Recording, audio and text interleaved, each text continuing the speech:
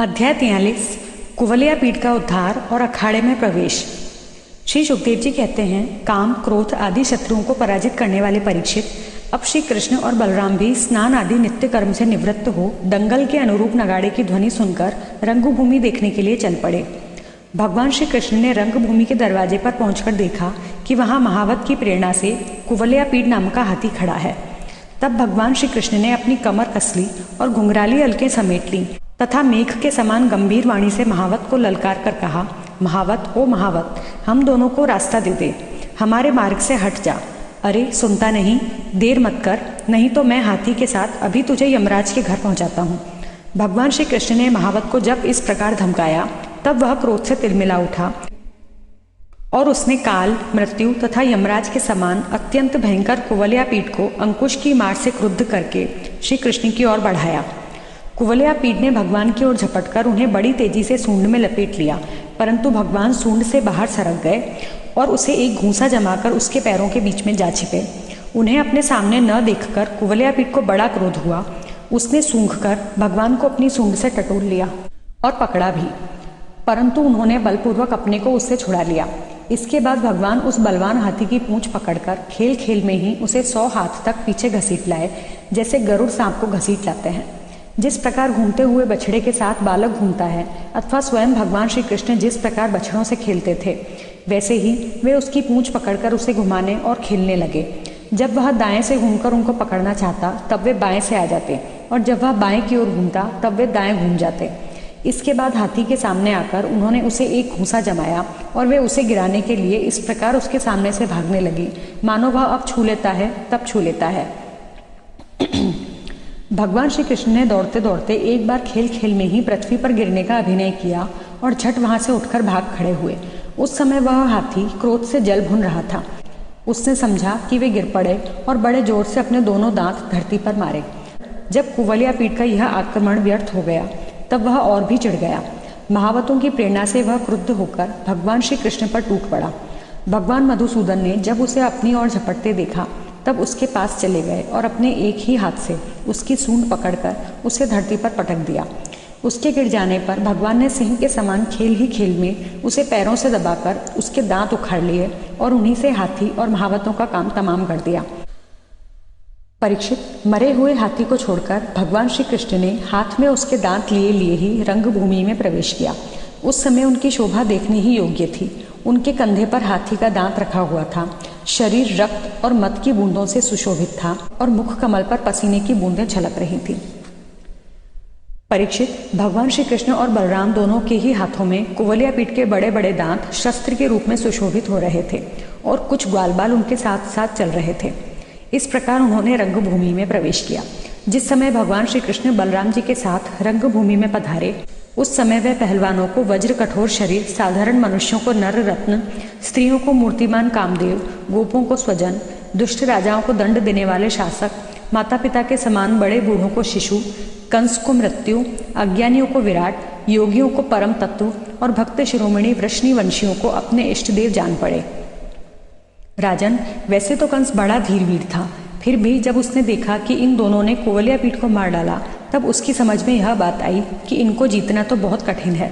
उस समय वह बहुत घबरा गया। श्री कृष्ण और बलराम की बाहें बड़ी बड़ी लंबी लंबी थीं। पुष्पों के हार, वस्त्र और आभूषण आदि से उनका वेश विचित्र हो रहा था। ऐसा जान पड़ता था मानो उत्तम वेश धारण करके 2 नट अभिनय करने के लिए आए हों, जिनके नेत्र एक बार उन पर पड़ जाते बस लग ही जाते। यही नहीं, वे अपनी कांति से उसका मन भी चुरा लेते। इस प्रकार दोनों रंगभूमि में शोभायमान हुए। परीक्षित, मंचों पर जितने लोग बैठे थे वे मथुरा के नागरिक और राष्ट्र के जन समुदाय पुरुषोत्तम भगवान श्री कृष्ण और बलराम जी को देखकर इतने प्रसन्न हुए कि उनके नेत्र और मुख कमल खिल उठे, उत्कंठा से भर गए। वे नेत्रों के द्वारा उनकी मुख माधुरी का पान करते करते तृप्त ही नहीं होते थे, मानो वे उन्हें नेत्रों से ही पी रहे हों, जिह्वा से चाट रहे हों, नासिका से सूंघ रहे हों और भुजाओं से पकड़कर हृदय से सटा रहे हों। उनके सौंदर्य, गुण, माधुर्य और निर्भरता ने मानो दर्शकों को उनकी लीलाओं का स्मरण करा दिया और वे लोग आपस में उनके संबंध की देखी सुनी बातें कहने सुनने लगे। ये दोनों साक्षात भगवान नारायण के अंश हैं। इस पृथ्वी पर वसुदेव जी के घर में अवतीर्ण हुए हैं। ये सांवले सलोने कुमार देवकी के गर्भ से उत्पन्न हुए थे। जन्मते ही वसुदेव जी ने इन्हें गोकुल पहुंचा दिया था। इतने दिनों तक ये वहां छिपकर रहे और नंद जी के घर में ही पलकर इतने बड़े हुए। इन्होंने ही पूतना, तृणावर्त, शंखचूड़, केशी और धेनुक आदि का तथा और भी दुष्ट दैत्यों का वध तथा यमलार्जुन का उद्धार किया है। इन्होंने ही गौ और ग्वालों को दावानल की ज्वाला से बचाया था। कालियानाग का दमन और इंद्र का मान मर्दन भी इन्होंने ही किया था। इन्होंने 7 दिनों तक एक ही हाथ पर गिरिराज गोवर्धन को उठाए रखा और उसके द्वारा आंधी पानी तथा वज्रपात से गोकुल को बचा लिया। गोपियां इनकी मंद मंद मुस्कान, मधुर चितवन और सर्वदा एक रस प्रसन्न रहने वाले मुखारविंद के दर्शन से आनंदित रहती थीं और अनायास ही सब प्रकार के तापों से मुक्त हो जाती थीं। कहते हैं कि ये यदुवंश की रक्षा करेंगे। यह विख्यात वंश इनके द्वारा महान समृद्धि, यश और गौरव प्राप्त करेगा। ये दूसरे इन्हीं श्याम सुंदर के बड़े भाई कमल नयन श्री बलराम जी हैं। हमने किसी के मुंह से ऐसा सुना है कि इन्होंने ही प्रलंबासुर, वत्सासुर और बकासुर आदि को मारा है। जिस समय दर्शकों में यह चर्चा हो रही थी और अखाड़े में तुरही आदि बाजे बज रहे थे, उस समय चाणूर ने भगवान श्री कृष्ण और बलराम जी को संबोधन करके यह बात कही। नंदनंदन श्री कृष्ण और बलराम जी, तुम दोनों वीरों के आदरणीय हो। हमारे महाराज ने यह सुनकर कि तुम लोग कुश्ती लड़ने में बड़े निपुण हो, तुम्हारा कौशल देखने के लिए तुम्हें यहाँ बुलवाया है। देखो भाई, जो प्रजा मन, वचन और कर्म से राजा का प्रिय कार्य करती है उसका भला होता है, और जो राजा की इच्छा के विपरीत काम करती है उसे हानि उठानी पड़ती है। यह सभी जानते हैं कि गाय और बछड़े चराने वाले ग्वालिये प्रतिदिन आनंद से जंगलों में कुश्ती लड़ लड़कर खेलते रहते हैं और गाय चराते रहते हैं। इसलिए आओ हम और तुम मिलकर महाराज को प्रसन्न करने के लिए कुश्ती लड़ें। ऐसा करने से हम पर सभी प्राणी प्रसन्न होंगे, क्योंकि राजा सारी प्रजा का प्रतीक है। परीक्षित, भगवान श्री कृष्ण तो चाहते ही थे कि इनसे 2-2 हाथ करें, इसलिए उन्होंने चाणूर की बात सुनकर उसका अनुमोदन किया और देश काल के अनुसार यह बात कही। चाणूर, हम भी इन भोजराज कंस की वनवासी प्रजा ही हैं। हमें इनको प्रसन्न करने का प्रयत्न अवश्य करना चाहिए, इसी में हमारा कल्याण है।